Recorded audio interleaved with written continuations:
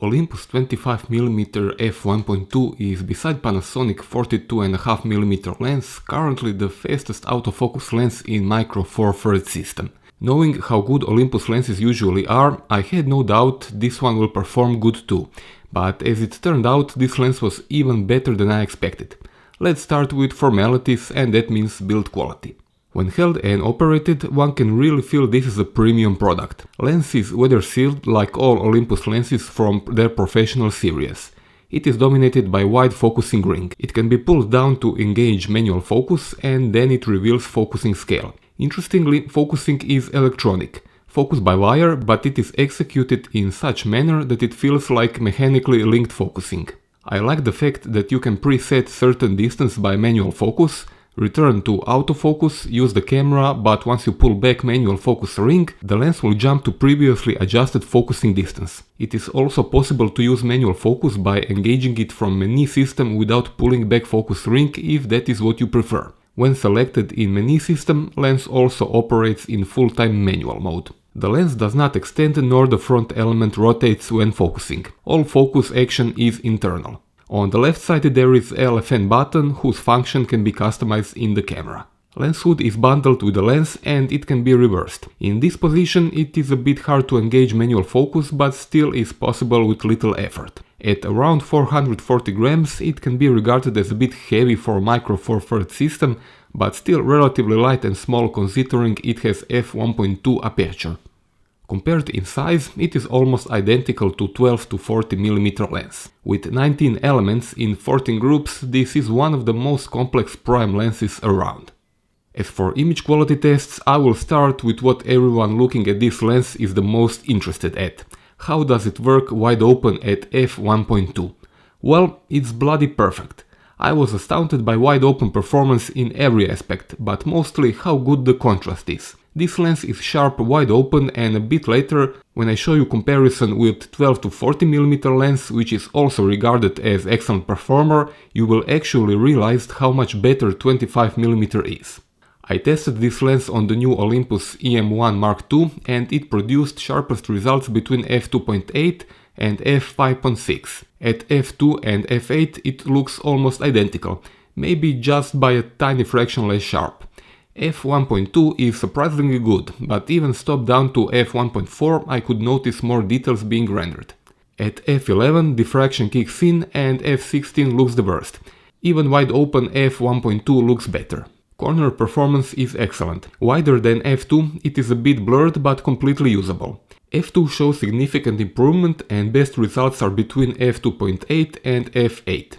Also keep in mind these are 380 pixel wide crops from absolute corner of the frame.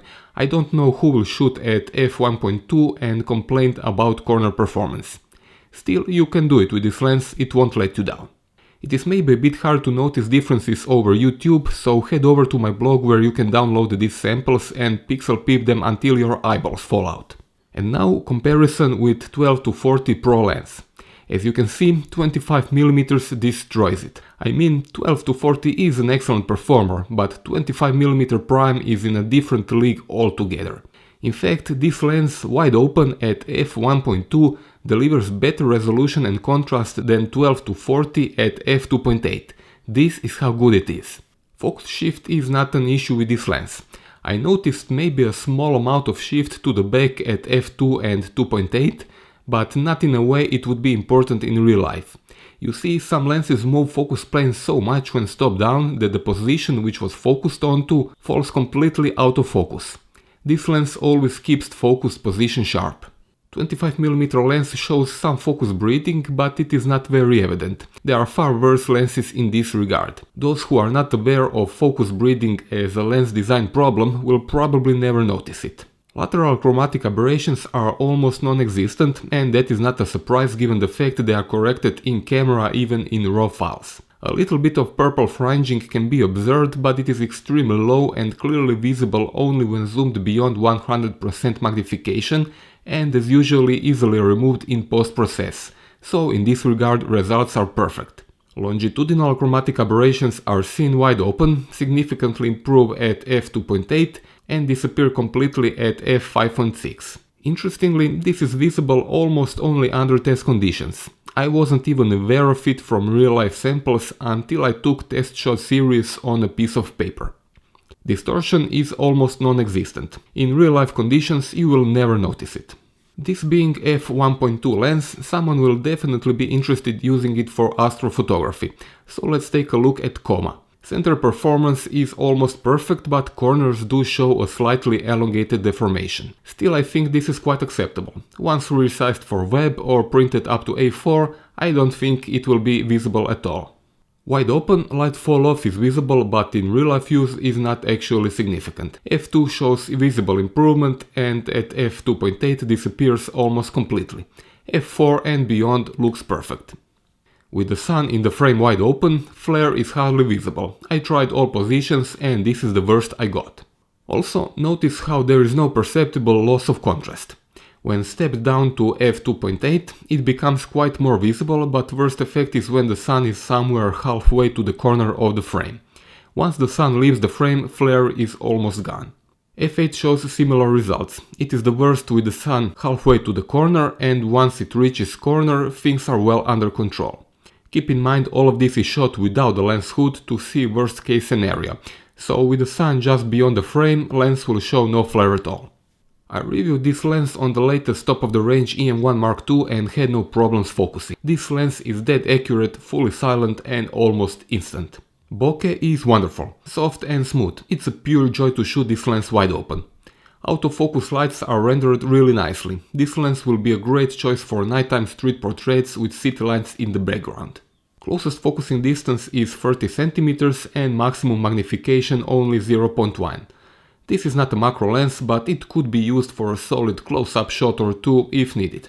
With 9-bladed aperture, 25mm lens renders wonderful 18-pointed starbursts. For conclusion, I can say this is without a doubt one of the best performing lenses in Micro Four Thirds system. There is basically nothing to complain about, as it excels in both build quality, autofocus performance and overall optical properties. It is expensive though, but once you finally decide to buy it and start using it, you will quickly realize why you paid that much. That's all for this review. If you have a question, feel free to ask me in the comment section below. Subscribe to my channel for updates, and if you want to support my work, you can do that on Patreon and with buying stuff on Amazon using my affiliate links below the video. You will not pay any more than otherwise, but I will get a small percentage. Thanks for watching.